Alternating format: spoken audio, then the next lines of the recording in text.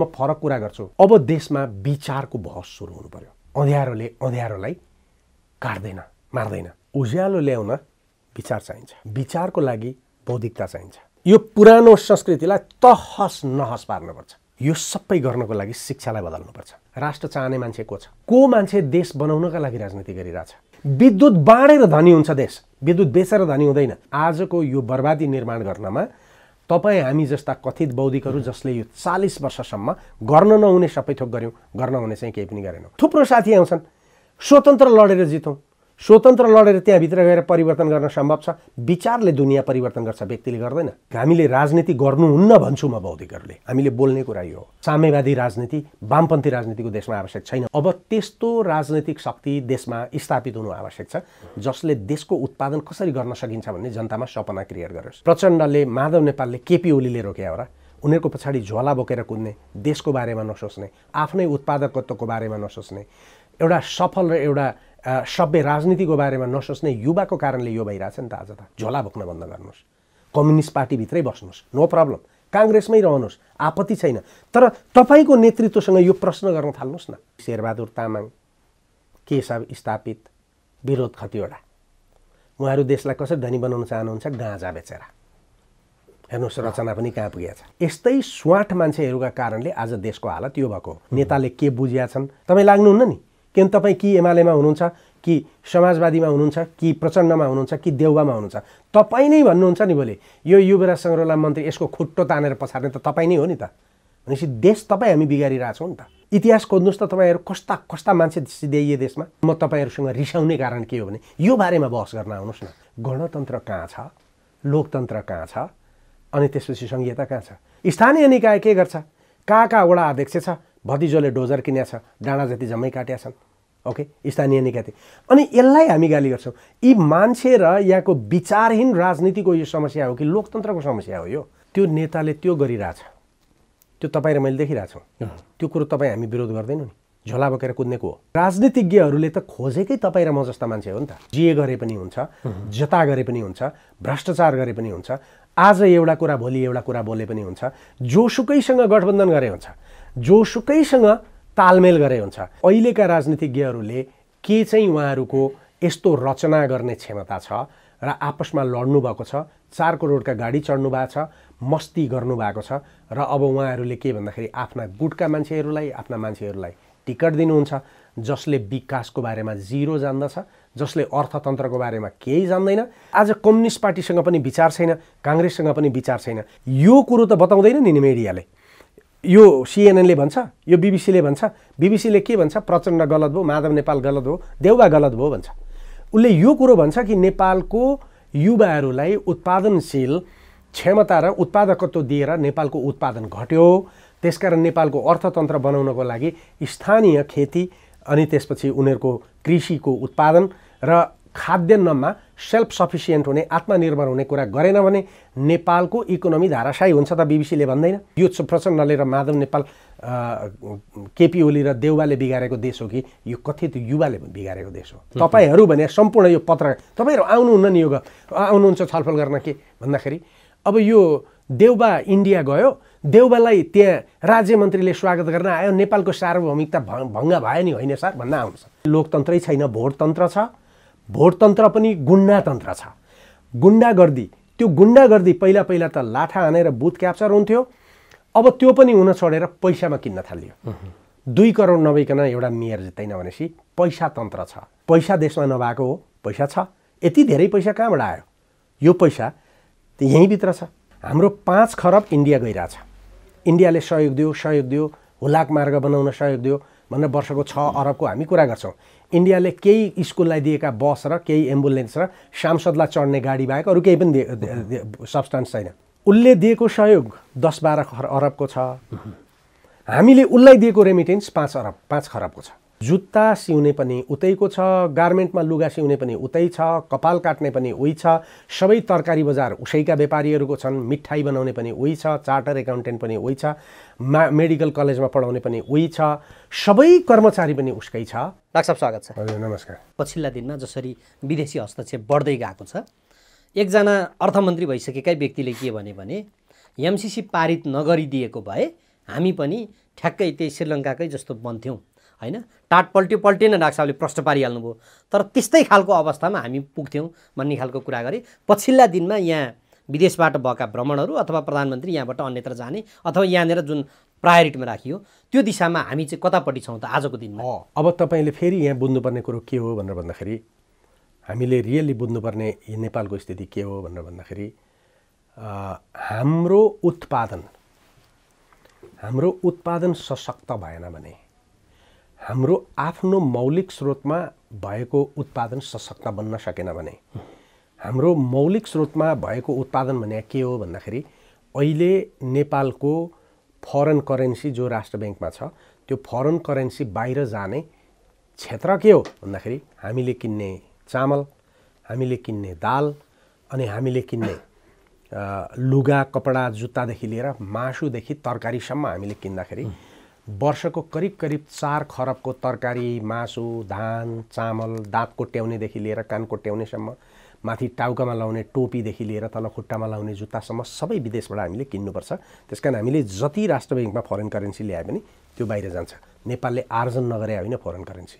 तपाईँको कतिपय मानिसहरू इन्डियन आर्मीमा गएको छ, इन्डियन करेन्सी आउँछ, ब्रिटिसमा गएको छ, ब्रिटिस करेन्सी आउँछ, त्यसपछि रेमिटेन्स पनि हाम्रोमा आइराखेको छ। हाम्रो आयात चाहिँ बढी भयो, निर्यात चाहिँ भएन। हजुर, यदि हामीले देशमा यो कथित त्यो भूतपूर्व अर्थमन्त्री भन्ने को हो त्यो मान्छे म चिन्दिनँ, तपाईँले नाम पनि भन्नु भएन, यस्तै स्वाट मान्छेहरूका कारणले आज देशको हालत यो भएको हो। हामीले गर्नुपर्ने कुरो के हो भने हामीले अहिले 2019 सालमा 2 खरबको खाद्यान्न आयो।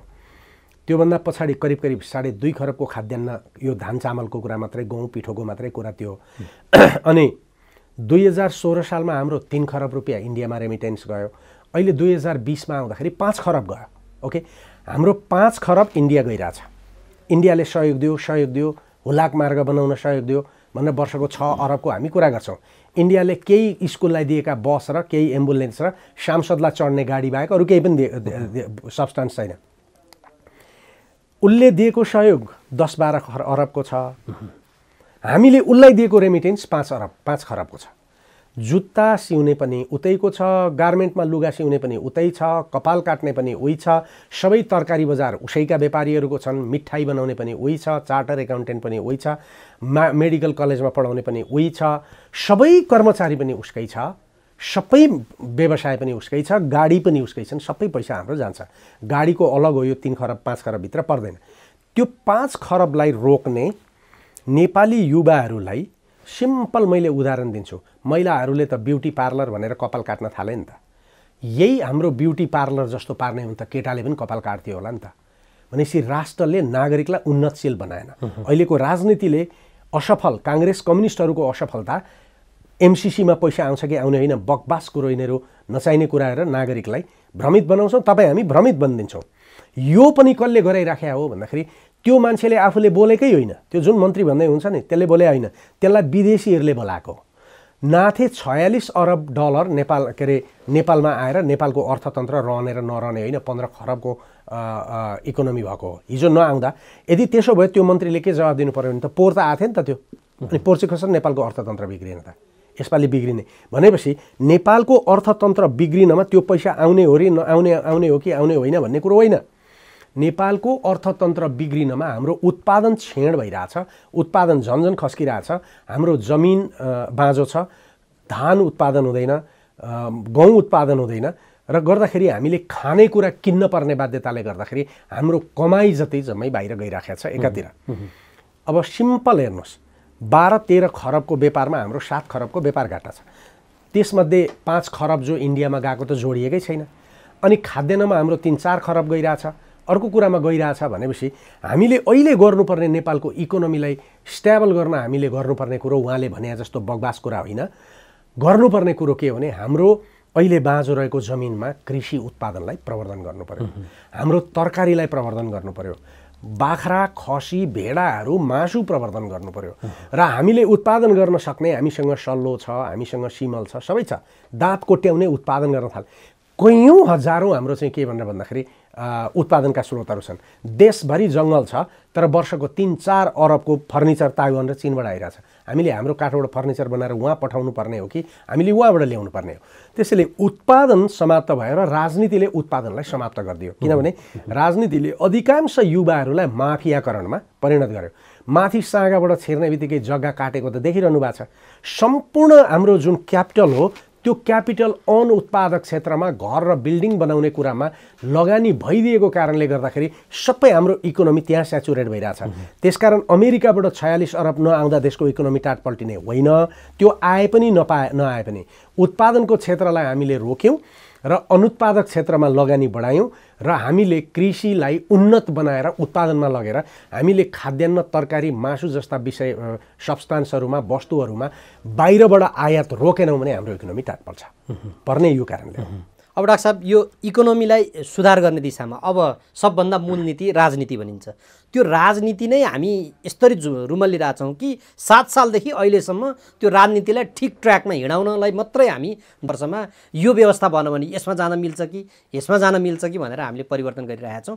अहिले पछिल्लो हेर्ने हो भने यत्रो धेरै मान्छेहरू मारेर ल्याइएको यो व्यवस्थापछि अहिले जसले ती मान्छेहरू मारेर यो व्यवस्था लिएर आए उनीहरू नै के भन्छन् भने होइन अब त यो प्रत्यक्ष निर्वाचित कार्यकारी राष्ट्रपति आयो भने पो यो देशलाई अगाडि बढाउन सकिन्छ कि भन्ने खालको कुराहरू गरिरहेका छन्। यो प्रणालीमा चाहिँ दोष देखाएर यो अर्थ लगायत जे छ हाम्रो अगाडि बढ्न सक्ने आधारहरू त्यसमा हानिराखेको हो कि हामी अझै पनि यो राजनीतिक रूपमा नै ट्र्याक राम्रोसँग नसमातेको कारणले गर्दाखेरि इकोनोमिकल्ली पनि ठ्याक्कै पछाडि परेको राख्छ। अब प्रश्न फेरि यहाँ के हो भने त्यो नेताले त्यो गरिरहेछ, त्यो तपाईँ र मैले देखिरहेछौँ। त्यो कुरो तपाईँ हामी विरोध गर्दैनौँ नि, झोला बोकेर कुद्नेको हो। तपाईँ पत्रकारहरू कुनै पार्टीभन्दा बाहिर हुनुहुन्छ, वकिल पार्टीभन्दा बाहिर छ। हिजो अस्ति त्यहाँ बार एसोसिएसनको चुनाव देख्नुभयो होला नि, गठबन्धनका उम्मेदवार, एमालेका उम्मेदवार, मजदुर किसान पार्टीका उम्मेदवार अनि त्यसपछि स्वतन्त्र भनेर राप्रपाका उम्मेदवार नमस्ते गरेर बसेर त देख्नुभयो। तपाईँहरूको प्रेस के अरे सङ्घमा पनि त्यही हो। भनेपछि देशका बौद्धिकहरूले नगर्नुपर्ने जति झम्मै थोक गरे, गर्नुपर्ने जति केही पनि गरेनन् होइन। अनि त्यसपछि राजनीतिज्ञहरूले त खोजेकै तपाईँ र म जस्ता मान्छे हो नि त। उनीहरूले मोज गर्न केही कम छ? उनीहरूलाई 4 करोडको गाडी नचढ्न पाएको छ? 4 करोडको गाडी उहाँहरूले चढेकै छ। उहाँहरूले भत्ता खाएकै छ। उहाँहरूले पार्लियामेन्टमा संसद बसे पनि, सदन बसे पनि, नबसे पनि पैसा पाएकै छ। उहाँहरूलाई व्यापारीले जुन नेपालको अर्थतन्त्रलाई कमजोर बनाएर बसेको भारतीय माफिया तन्त्रको स्मग्लिङ गर्ने भित्रको भूमिगत अर्थतन्त्रका मालिकहरू र देखिएका पनि भारतलाई नै पुष्टि गर्ने, भारतकै सामान ल्याएर नेपालको बजारलाई भारतको सेटेलाइट मार्केट बनाउने व्यापारीहरू, उनीहरूले नेतालाई पैसा दिन बन्द गरेका छैनन्, पैसा दिएकै छन्। त्यसको विरोध हामीले गरेका छौँ। भनेपछि हामीलाई राष्ट्र चाहिएको छ, पार्टी चाहिएको छ। आज राष्ट्र चाहने मान्छे को छ? राष्ट्र चाहने मान्छे त छैन। त्यसैले के भनिन्छ भने अन्धकारले अन्धकारलाई मार्दैन। प्रतिक्रियात्मक राजनीतिलाई बदल्दैन। रचनात्मक राजनीतिले मात्रै प्रतिक्रियात्मक राजनीतिलाई बनाउँछ। को मान्छे देश बनाउनका लागि राजनीति गरिरहेछ? तपाईँले देख्नुभयो हामी बुद्धिजीवीको केही भूमिका छ यो देशमा? तपाईँको टेलिभिजनमा यति बोल्न सक्ने कुरा नेताले हामीलाई बोलाएर कहिले सोध्छन्? त्यसकारण देशको बौद्धिक र देशको रचना गर्न सक्ने मान्छेहरूले न इन्जिनियरले काम पाएको छ, न डक्टरले काम पाएको छ, न वकिलले काम पाएको छ, न पत्रकारले। देशको बौद्धिक र उत्पादनशील शक्तिलाई कुनामा ठेलेर विश्वविद्यालयहरू सम्पूर्ण धाराशायी बनाएर शिक्षालाई समाप्त गरेर अनि कस्तो अर्थतन्त्र बन्छ? त्यसकारण त्यो बन्न प्रचण्डले, माधव नेपालले, केपी ओलीले रोक्या हो र? उनीहरूको पछाडि झोला बोकेर कुद्ने, देशको बारेमा नसोच्ने, आफ्नै उत्पादकत्वको बारेमा नसोच्ने, एउटा सफल र एउटा सभ्य राजनीतिको बारेमा नसोच्ने युवाको कारणले यो भइरहेछ नि त आज त। त्यसकारण प्रब्लम त्यहाँ होइन। प्रब्लम हामी कहाँ देखिरहेछौँ? तपाईँकै प्रश्नबाट के आउँछ भन्दाखेरि प्रब्लम तपाईँ पनि त्यहाँ देख्नु भएको छ। प्रब्लम त तपाईँ र ममा पो छ त। जबसम्म हामीले हाम्रो यो प्रब्लम कसरी आयो र यसलाई कसरी समाधान गर्न सकिन्छ भन्ने सोच्दैनौँ, कसरी देशको रचनात्मक राजनीति बन्न सक्छ। त्यसकारण म फरक कुरा गर्छु। तपाईँको वैकल्पिक राजनीति भनेर एकजना मिश्रजी आउनुभयो होइन। मिश्रजीले ठुला गफ गर्नुभयो। उहाँले के मात्रै भन्नुभयो, यो सिस्टममा यी नेता भ्रष्ट भए, यिनीहरूलाई हटाउनु पर्यो, म आउनु पर्यो।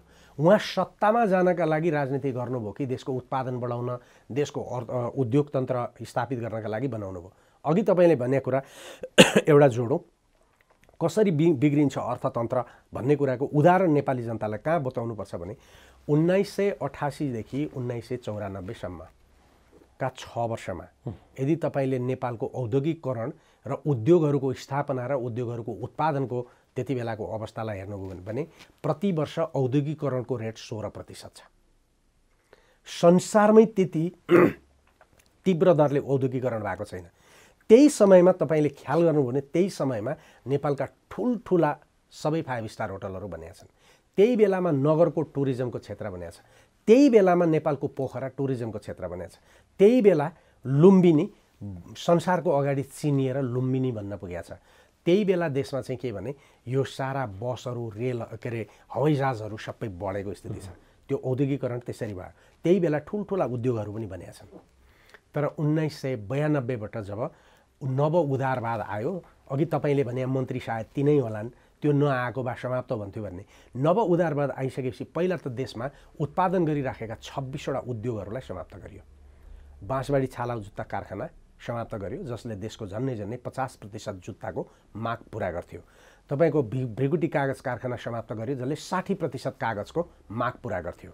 तपाईँको हेटौँडाबाट काठमाडौँ आउने जुन रोपवे थियो, त्यो रोपवेलाई समाप्त पार्यो, जसले सस्तोमा तलबाट सामानहरू ढुवानी गर्थ्यो। ओके, त्यसपछि तपाईँको विराटनगरका जुट उद्योगहरू समाप्त गरियो, जनकपुरको सुर्ती उद्योग समाप्त गरियो, अनि कोहलपुरको यो कटनको खेती र उद्योग समाप्त गरियो, बुटौलको धागो उद्योग समाप्त गरियो, जो फुल फ्लेज उत्पादनमा चलेका उद्योगहरू थिए। परिणाम के भयो भन्दाखेरि विराटनगरका जुट मिलहरू समाप्त गरिदिएपछि झापा, मोरङ, सुनसरी, उदयपुरसम्म सनपाटको उत्पादन जुन थियो किसानहरूको, त्यो समाप्त भयो।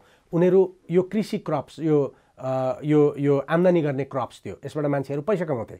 त्यति बेलै झापाका मान्छे र मोरङका मान्छेहरू धनी बने। हेर्नुहोस्, एक क्विन्टल धान बेच्दाखेरि 6000 आउँदैन थियो, तर 1 क्विन्टल सोनपाट बेच्दाखेरि चाहिँ 25-30 हजार रुपियाँ आउँथ्यो। ओके, त्यसकारण उनीहरू एकचोटि धान खेती गर्थे, एकचोटि सोनपाटको खेती गर्थे।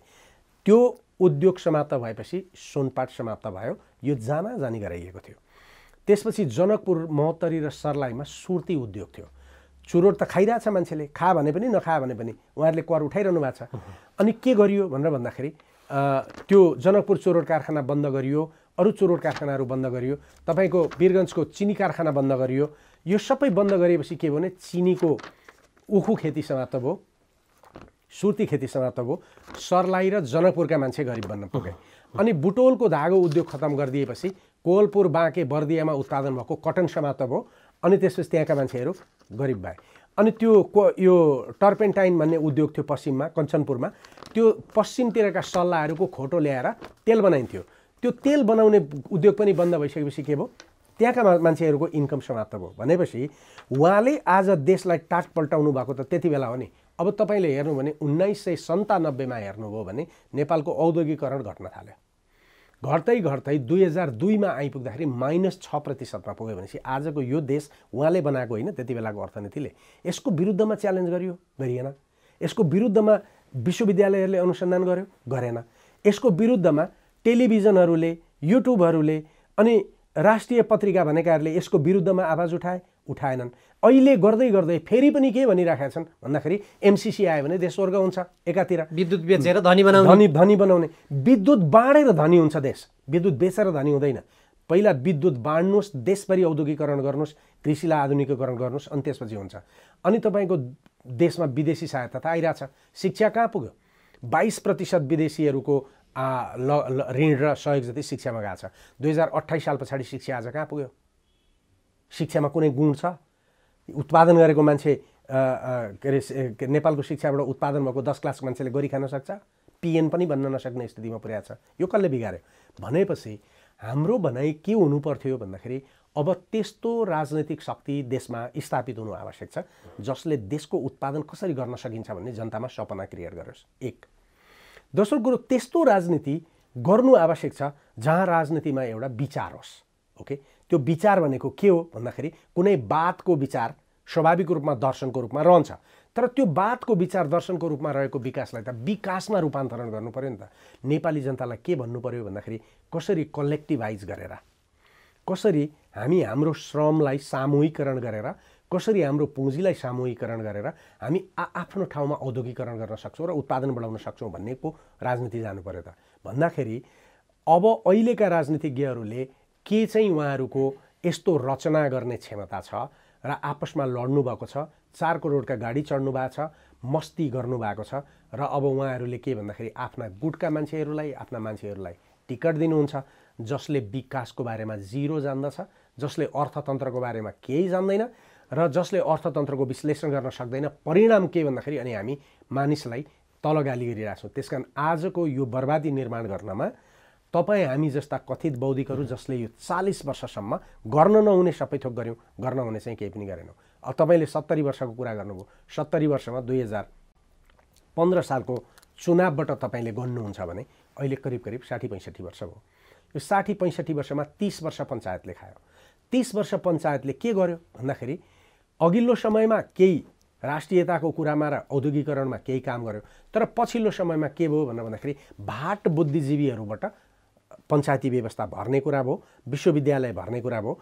ओके, काङ्ग्रेस र कम्युनिस्टका बिग्रेका भाट बुद्धिजीवी जति पञ्चायतभित्र छिरे र पञ्चायतमा छिरेर पञ्चायतलाई पनि उनीहरूले समाप्त गरे। ओके, अनि पञ्चहरूका नाममा देशमा करप्सन गर्ने मान्छेहरू आए, राजा दरबारभित्र बसे, रानीले पछाडिपट्टि फर्काएको साडी लगाउन थालिन्, जनता विरोध गरे, राजतन्त्र पनि गयो, पञ्चायती व्यवस्था पनि गयो, लोकतन्त्र आयो। तर त्यति बेला के थियो भन्दाखेरि आर्थिक उत्पादनमा नेपालले इरानलाई चामल बेच्थ्यो, अफगानिस्तानलाई चामल बेच्थ्यो, क्युबालाई चामल बेच्थ्यो। ओके, हामी बाहिर पठाउँथ्यौँ, हामी तरकारी बाहिर पठाउँथ्यौँ, मासु बाहिर पठाउँथ्यौँ, खाद्यान्न तर उत्पादन राम्रैसँग गए पनि मानिसलाई बोल्ने स्वतन्त्रता थिएन, वाक स्वतन्त्रता थिएन, बोल्ने स्वतन्त्रता थिएन। त्यसकारण म कहिले कहिले गफ गर्दा भन्छु 2046 सालको लोकतन्त्र आएपछि सबैभन्दा बढी फाइदा भएको व्यक्ति म थिएँ। किनभने मेरो त जागिरै खाएर 9 महिना म फुल स्केपमा हाजिर गरेर राखेको थियो। मेरो जागिर चाहिँ पढाउने जागिर मेरो खुल्यो, त्यसकारण म खुसी हुन्छु।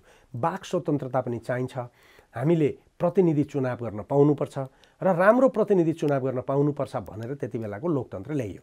तर त्यो 30 वर्षले के गर्यो भने वाक स्वतन्त्रता त होइन, स्वच्छन्दता दियो। जे गरे पनि हुन्छ, जता गरे पनि हुन्छ, भ्रष्टाचार गरे पनि हुन्छ, आज एउटा कुरा भोलि एउटा कुरा बोले पनि हुन्छ, जोसुकैसँग गठबन्धन गरे हुन्छ, जोसुकैसँग तालमेल गरे हुन्छ, जे गरे पनि हुन्छ। त यो गर्ने क्रममा राजनीतिक पार्टीले काङ्ग्रेसले समाजवादको राजनीति समाप्तै पारिदियो र कम्युनिस्टहरूमा मार्क्सवाद लेनिनवाद भन्ने कुरा सर्वनाश भयो। त आज कम्युनिस्ट पार्टीसँग पनि विचार छैन, काङ्ग्रेससँग पनि विचार छैन।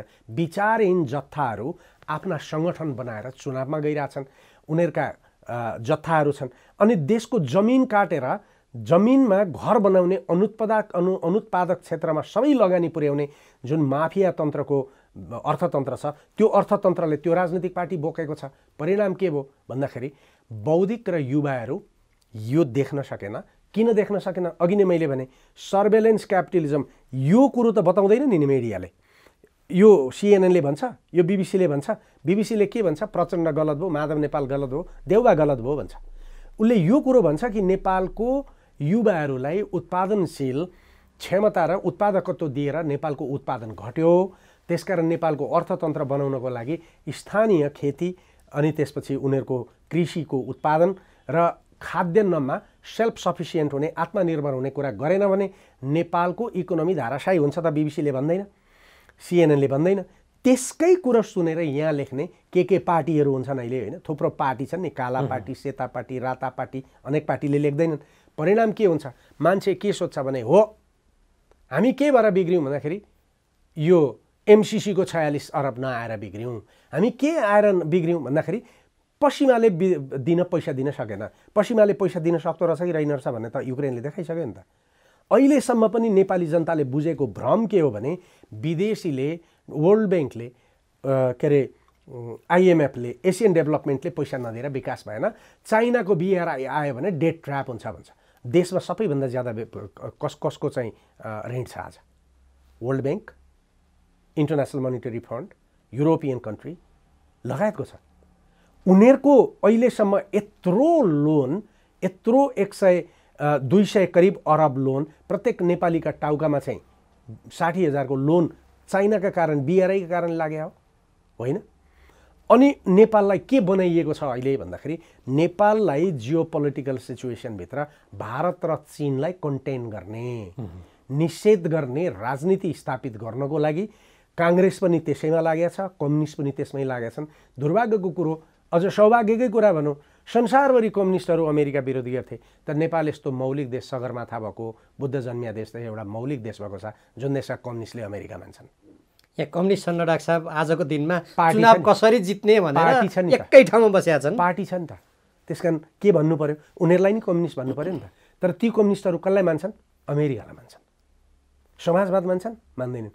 यस्तो देश जहाँ सबै पार्टी समाजवादी छन् र देशको संविधानले समाजवाद उन्मुख बनेको छ, तर ती पार्टी जति नव उदारवादमा। त्यसैले यो के हो भन्दाखेरि यो अँध्यारोले अँध्यारोलाई काट्दैन, मार्दैन।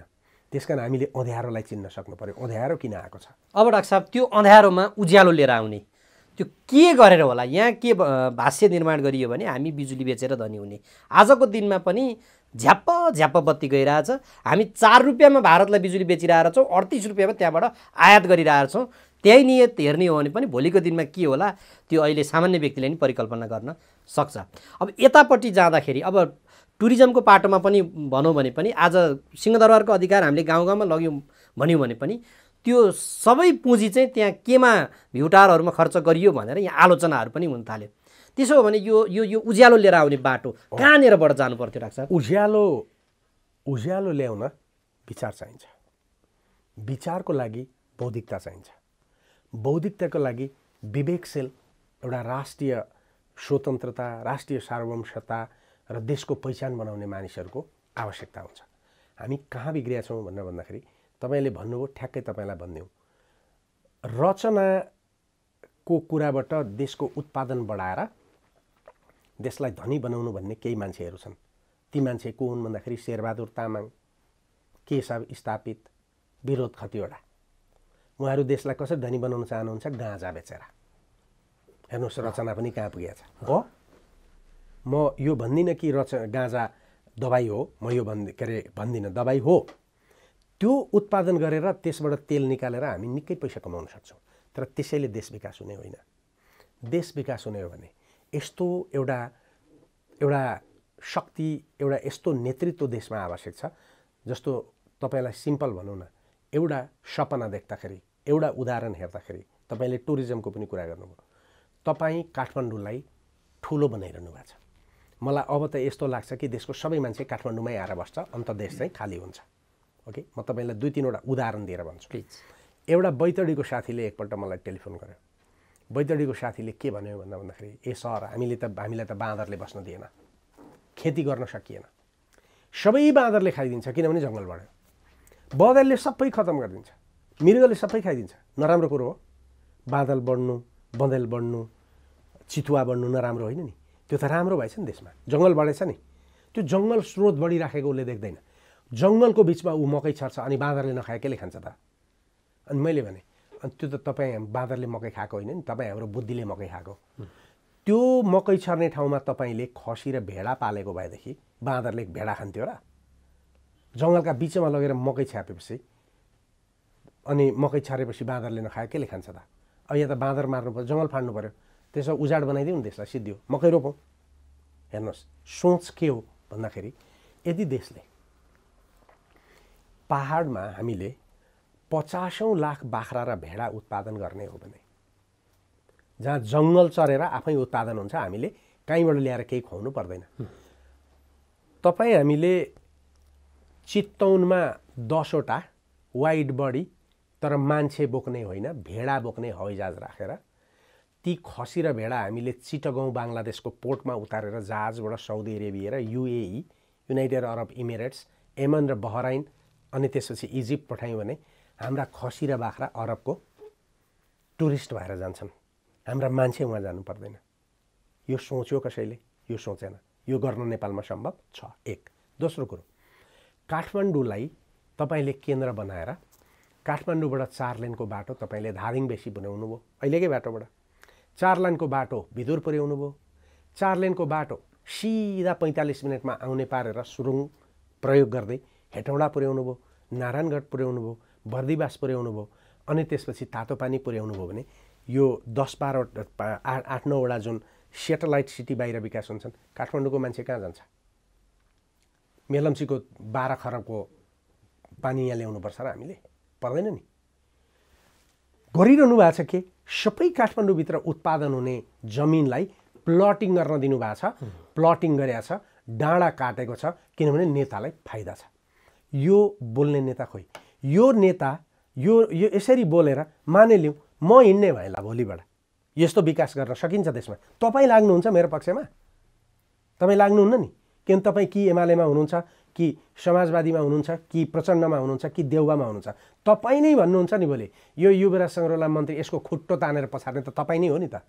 भनेपछि देश तपाईँ हामी बिगारिरहेछौँ नि त। यो बुझ्यो नेपालको नागरिकले, पढे लेखेको मान्छेले कस्तो मान्छे छ हेर्नुहोस्। तपाईँको अहिलेको युवा गफ गर्छ अनि त्यसपछि 60,000 को बाबुआमाको पैसा खर्च गरेर मोबाइल बोकेको छ, बाबुआमाको पैसा खर्च गरेर 6 लाख को पल्सर साँडे गोरु जस्तो त्यो विज्ञापनमा साँडे गोरु भएर निक्लिन्छ नि त्यो चढेको छ। यहाँ मेरो कलेजमा 600-700 विद्यार्थी पढ्न आउँछन्, स्कुटर राख्ने र मोटरसाइकल राख्ने ठाउँ हुँदैन। कहाँबाट स्कुटर लिएर आउँछ? ठिमीबाट यहाँ स्कुटर लिएर आउनुपर्छ।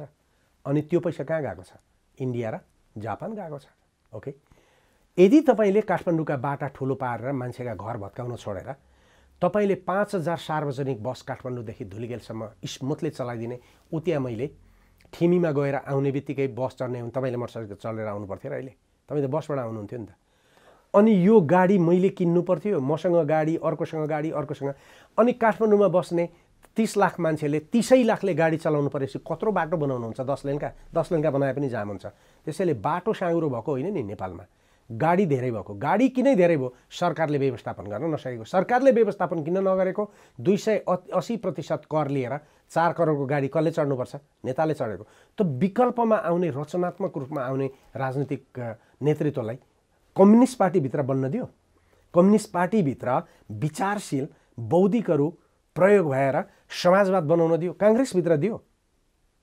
तपाईँ हेर्नुहोस् त, इतिहास खोज्नुहोस् त, तपाईँहरू कस्ता कस्ता मान्छे सिध्याइए देशमा।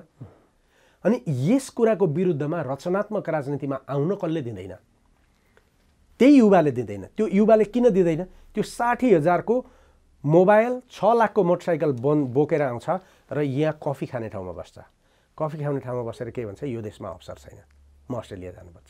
9 बजे उठ्छ, दाढी पालेको छ, कपाल लामो छ, बोरा जत्रो घुँडासम्मको टी सर्ट झुन्याएको छ।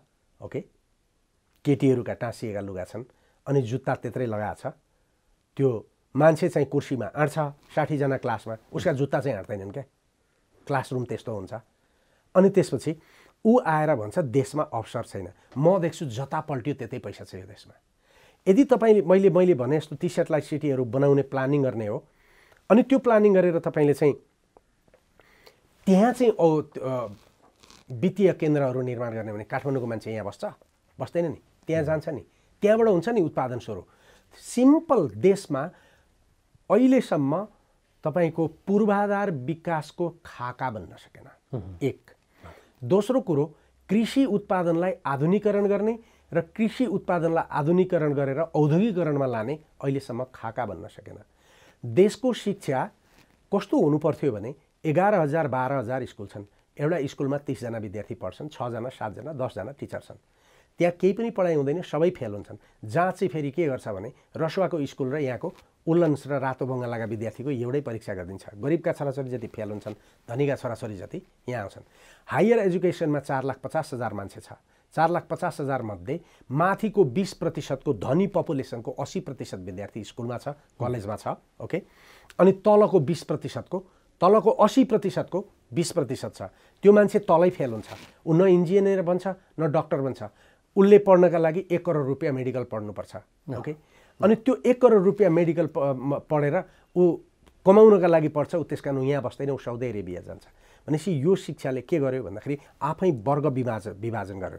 त्यसकारण नेपालको शिक्षालाई यदि तपाईँले 553 वटा नगरपालिकामा बुढा नीलकण्ठ स्कुल जस्तो 2500 पढ्ने विद्या स्कुल बनाउनु हो, अनि त्यो गाउँ गाउँमा छरेको तपाईँले कनिका छर्या जस्तो पैसा चाहिँ त्यस्तो सम्पन्न स्कुलमा पठाउनु भयो।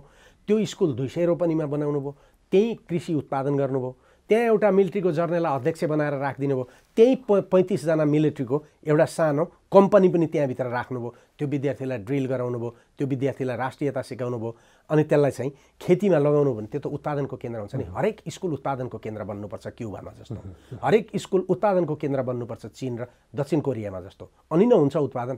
त्यो स्कुल बन्यो, त्यो बनेन। सबै स्कुल जति के प्राइभेट, अनि 40,000 रुपियाँ। यहाँ मेरोमा के भन्छ, विद्यार्थी क्लासमै जाँदैन पढ्न, किनभने त्यहाँ 40,000 रुपियाँ तिरेर आएको छ, अनि यहाँ 6,000 रुपियाँ महिनाको फिस तिर्न उसलाई गाह्रै छैन। उसका बाबुले त पैसै नलाग्ने रहेछ।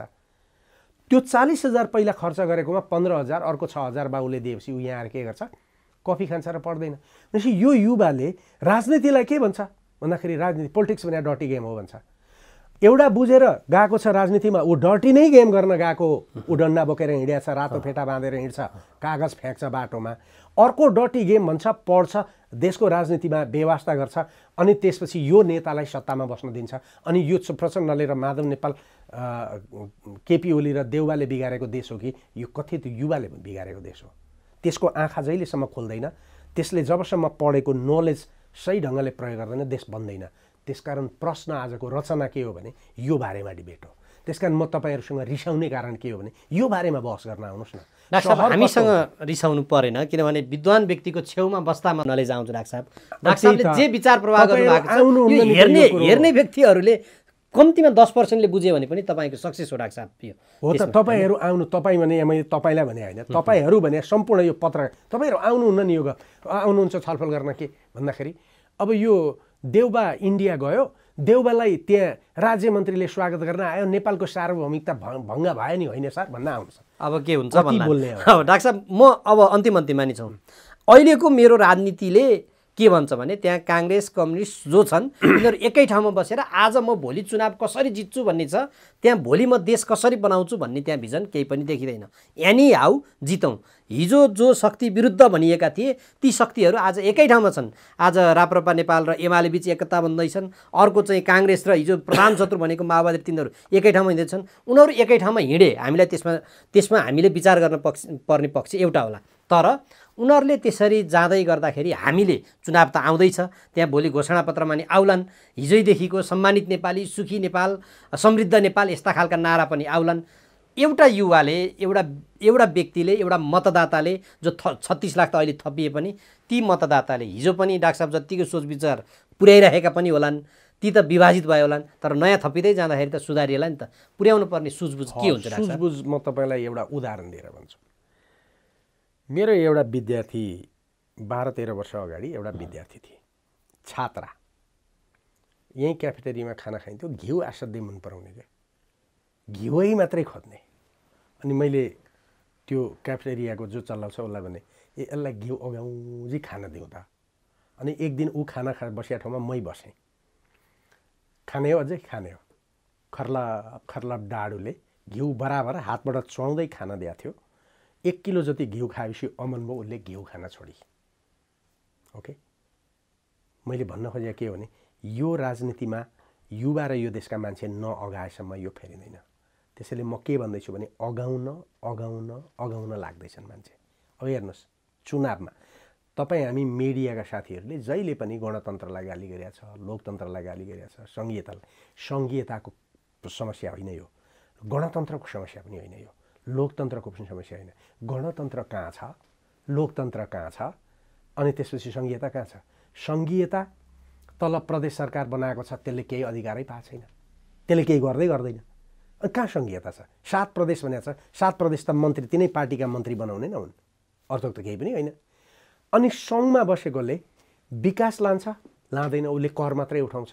कर कहाँ उठाउँछ? संसारभरिका गाडी यहाँ ल्याउँछ, धुवा फ्याँक्ने गाडी 200% कर उठाउँछ, त्यही करले देश चल्या छ। स्थानीय निकाय के गर्छ? कहाँ वडा अध्यक्ष छ, भतिजोले डोजर किनेको छ, डाँडा जति जम्मै काटेका छन्। ओके, स्थानीय निकाय। अनि यसलाई हामी गाली गर्छौँ। यी मान्छे र यहाँको विचारहीन राजनीतिको यो समस्या हो कि लोकतन्त्रको समस्या हो यो? अनि लोकतन्त्रै छैन, भोटतन्त्र छ। भोटतन्त्र पनि गुन्डातन्त्र छ। गुन्डागर्दी, त्यो गुन्डागर्दी पहिला त लाठा हानेर बुथ क्याप्चर हुन्थ्यो, अब त्यो पनि हुन छोडेर पैसामा किन्न थालियो। 2 करोड नभइकन एउटा मेयर जित्दैन भनेपछि पैसा तन्त्र छ। पैसा देशमा नभएको हो, पैसा छ। यति धेरै पैसा कहाँबाट आयो? यो पैसा यहीँभित्र छ, यहीँ छ। यही पैसा हामीले विकासमा परियोजनामा लगाउने हो भने त देश बन्ने रहेछ। देश बनाउन पुग्ने पैसा त देशभित्रै छ। त्यसकारण यो लोकतन्त्रको समस्या पनि होइन, गणतन्त्रको समस्या पनि होइन, सङ्घीयताको समस्या पनि होइन, यो विचारहीनताको समस्या हो। जब राजनीतिक विचारहीनता भन्छ त्यो अनैतिक एउटा जडसूत्रीय अनैतिक एउटा स्वच्छन्दतावाद हुन्छ। त्यो स्वच्छन्दतावादले के गर्छ भने मानिसलाई केन्द्रीकृत गर्छ। त्यो मानिसलाई कसरी केन्द्रीकृत गर्छ भने धनका आधारमा गर्छ। वर्ग विभाजित भइराखेको हुन्छ।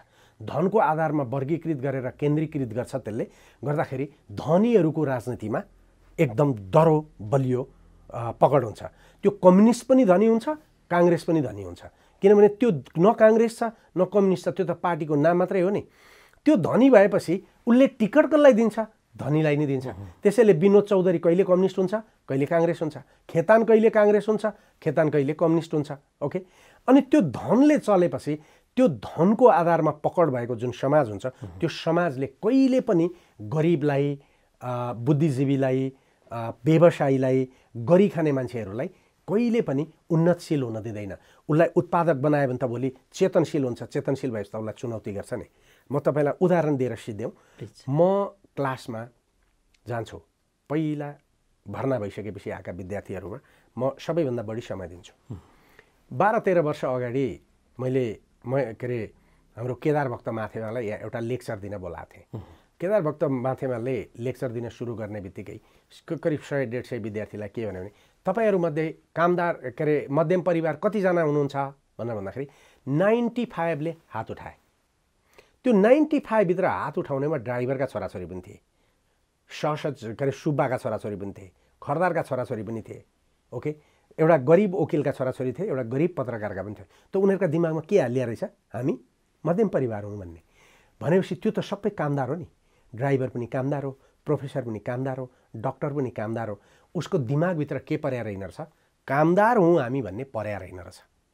मध्यम परिवार हौँ, हामीसँग सम्पत्ति छ भन्ने पर्या रहेछ। सम्पत्ति के गन्दो रहेछ, घर गन्दो रहेछ। ओके, त्यो घरको दाम सहरभित्र यो पुँजीवादले कसरी घरको यो दाम बढाएको हुन्छ भने 5 कोठाको घरको दाम कति भन्दाखेरि रियल इस्टेटले भने हुन्छ 5 करोड। उसले गन्छ मेरो सम्पत्ति कति छ, कागजमा लेख्दा 5 करोड लेख्छ। 5 करोड त्यो 5 करोडको घरले उत्पादन गर्छ। 5 जनाको परिवार छ, 6 कोठा छन्। एउटा कोठामा एउटा छोरा बसेको छ, एउटा कोठामा एउटा छोरी, एउटा कोठामा बाउ, एउटा कोठामा आमा, एउटा कोठामा पाहुना आउँदा बनाएको छ। त्यसले केही उत्पादन गर्छ, केही पनि गर्दैन। ऊ घरलाई पुँजीकृत गरिरहेछ। अनि ऊ आफूलाई मध्यम परिवार ठान्छ। उसको उत्पादन छ, उत्पादन छैन। उत्पादन के छ, बाबुको 40,000 सहसचिव भएदेखि, 35,000 उपसचिव भएदेखि त्यो तलब छ। त्यो तलबले खाइराखेको छ। त्यो तलबले खान पुग्दैन। अनि त्यसपछि घुस खानुपर्छ। अनि घुस रोकौँ भनेर पट्टी टाँसेर बाटामा हिँड्छन्। खान पुग्दैन, घुस नखाए के खान्छ? उत्पादन भए पो खाँदैन थियो त। अनि त्यो कर्मचारीले घुस नखाएर केही गर्छ? किनभने छोरालाई पल्सर मोटरसाइकल कहाँबाट किन्ने? ब्याङ्कबाट किन्ने। ब्याङ्कमा किस्ता कहाँबाट किन्ने? त्यही तलबबाट। त्यो तलब नपुगेपछि अनि काम गराउन आउँदा कसैले 10,000 दियो लिँदैन। यो चिजलाई विश्लेषण भएन। त्यसकारण म के भन्छु भने, मेरो भनाइ के हो भने अब देशमा विचारको बहस सुरु हुनु पर्यो। त्यो विचारको बहसले भोलि परिवर्तन गर्छ? गर्दैन। चुनावले गर्छ? गर्दैन। थुप्रो साथी आउँछन्, स्वतन्त्र लडेर जितौँ। स्वतन्त्र लडेर त्यहाँभित्र गएर परिवर्तन गर्न सम्भव छ। विचारले दुनियाँ परिवर्तन गर्छ, व्यक्तिले गर्दैन। त्यसकारण यो बहस भयो भने आउने 10 वर्षमा त आज म र तपाईँ जसरी गफ गर्दैछौँ यो गफ देशव्यापी भयो भने त यो अहिले तपाईँले भनेको नेतालाई त प्रश्न सोध्छ होला नि त मान्छेले, त्यसपछि जान्छ। त्यसैले मलाई यो लाग्दैन नेपाल समाप्त हुन्छ, नेपाल मर्छ, नेपाल रहँदैन। म कहिले पनि ठान्दिनँ त्यस्तो होइन। नेपाल एक दिन उन्नतशील हुन्छ। तर समाजको विकासको क्रममा हाम्रो अहिलेको जुन बौद्धिकता छ त्यो बौद्धिकताले हामीलाई कहाँ पुर्याएको छ भनेर भन्दाखेरि यस्तो प्लानिङ गर्न सक्ने बौद्धिकता देशभरि छरिएको छैन। केही सिटीमा थोरै मान्छेहरू छन्। तर पहिलाको तुलनामा अहिले यो बहस आउन थालेछ, क्वेसन हुन थालेछ। अब देशको युवाले जो अहिले 18 वर्षको छ उसले यो बहसमा खुट्टा टेक्यो भने त्यसले नै नेतृत्व जन्माउँछ। त्यसले नै झोला बोक्नेलाई डिस्कार्ड गर्छ। त्यसले नै बौद्धिकहरूलाई राजनीतिमा आएर सिकाउनको लागि प्रेरित गर्छ। अन्तिममा तपाईँलाई भनौँ कि चीनमा 1919 देखि 1930 सम्म यस्तै खालको कुरा थियो। ओके, यस्तै अस्तव्यस्त थियो। धनी भयङ्कर धनी थियो, गरिब धनी थियो।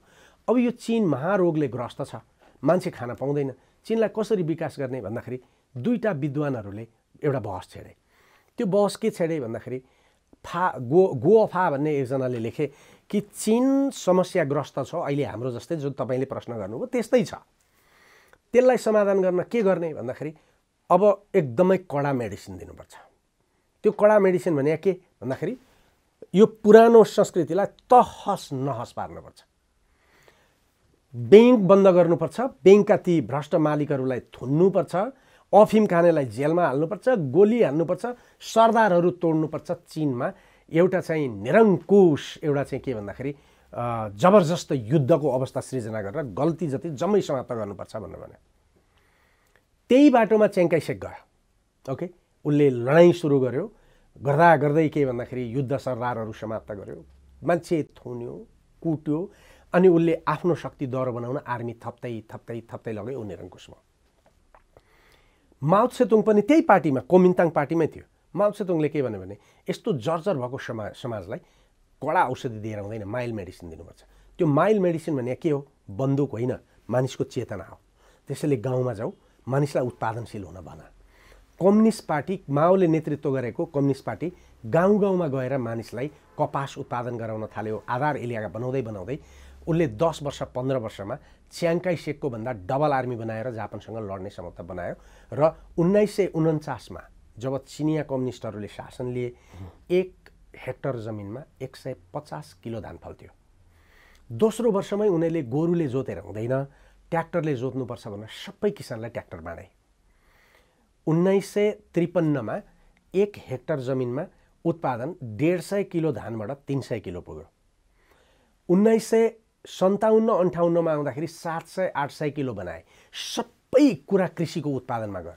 पहिला मानिसलाई खान पाउने बनाउनुपर्छ, बाहिरको खाद्यान्न रोक्नुपर्छ, कृषि कृषि कृषि गरेर गयो उनीहरू। त्यसपछि ट्र्याक्टरमा पुगे। अहिले चीनमा कृषि उत्पादन कति उन्नतशील भयो भन्दाखेरि एक हेक्टर जमिनमा 15,000 किलो धान फलाउँछ। पुरै आधुनिकीकरण भयो, सामूहिकरण गरियो। ओके, अब चीनमा उनीहरूले के भन्यो भन्दाखेरि यो सबै गर्नको लागि शिक्षालाई बदल्नुपर्छ, शिक्षामा विज्ञान पढाउनुपर्छ। विज्ञानले मात्रै मान्छेको वैज्ञानिक चेतना निर्माण गर्छ। त्यो विज्ञानले बनाएको त्यो जुन चेतना हो, कसैको सहयोग बेगर उसले चन्द्रमामा रकेट पुर्याइसक्यो। आज ऊ दोस्रो ताकत भयो संसारको। त्यही दोस्रो ताकतलाई लडाउनको लागि यहाँ एमसिसी चाहियो। त्यसको मारमा हामी छौँ। यहाँ भाटहरू के भन्छन्, जो बिजुलीभित्र बिजुलीको माफिया तन्त्र भएर बसेको छ, त्यो मान्छे के भन्छ भन्दाखेरि एमसिसी नआई देश विकास हुँदैन भन्छ। हामीले एमसिसीको विरोध गरे होइन नि, हामीले त्यहाँ लेखिएको सम्झौताभित्रका शर्तहरूको विरोध गरे हो नि। हामीले के भन्यौँ यो नेताहरूलाई भन्दाखेरि बसेर यो चिजमा हामीसँग छलफल गर्ने। कुनै दिन हामीलाई छलफल गर्न बोलाएन। अनि यो ल्याइएकै के छ भन्दाखेरि देश बनाउनका लागि ल्याएको छ, यो यही खानका लागि ल्याइएको छ। त्यसकारण हो त्यो अघिको कुन चाहिँ मन्त्रीले भनेको कुरा ठिक हो। एकपल्ट राजेन्द्र पाण्डेले भनेको उहाँ पनि भयङ्कर बुझक्कडै हुनुभएको छ। अब त्यसले के गर्छ भने एकपल्ट राष्ट्र ब्याङ्कमा 46 करोड पैसा त आउला, त्यो 46 करोड पनि डलर त आउला, त्यो काम गर्दै जाँदा आउने हो। त्यही 46 करोडले उहाँलाई चुनौती हो मेरो, त्यही 46 करोडले देशको अर्थतन्त्र समाप्त हुन्छ भने उहाँले दुनियाँलाई कम्युनिस्ट किन बनाउनु भयो? हिजो मेरो चुनौती हो उहाँले किन भन्नुभयो वर्ग सङ्घर्ष गर्नुपर्छ भनेर। हिजो दुनियाँका घरमा मकैको भुटेको मकै खाएर वर्ग सङ्घर्ष सिकाउनु भयो, आज अमेरिकाको एमसी सिकाउनुहुन्छ। यही हो कम्युनिस्टको अनैतिकता भनेको। यस्तै खालको नेतृत्वले आज यो बनाएको, उहाँलाई चुनौती हो। हिजो उहाँले सिकाउनु भएको कि हिजो गलत थियो कि आज गलत छ, उहाँ दुई ठाउँमा सही हुनुहुन्न।